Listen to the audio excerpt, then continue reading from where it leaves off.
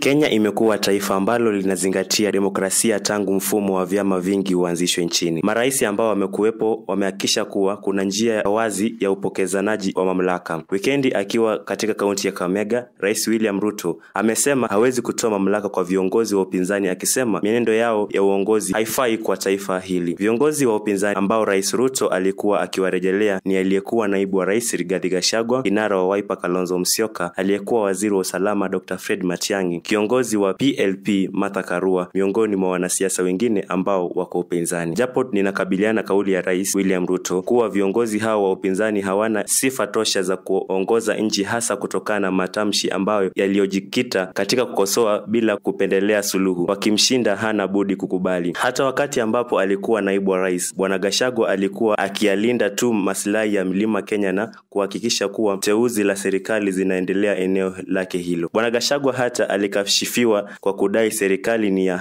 Isa ambayo walioichagua mwaka 2022 ndio walistahili kunufaika kabla ya waliopiga kura upinzani kupewa mgao wao. Ni baada ya kutupwa nje ya serikali mwaka jana ndipo Bwana Gachagua alianza kuikashifu serikali na kudai kuwa wanawatetea raia. Hata kuongezeka kwa ushuru wa nyumba za gharama nafuu ni sera ambazo Bwana Gachagua alishabiki alipokuwa serikalini. Nikiripotia Simon Mark Media, jina langu ni Simon Mark.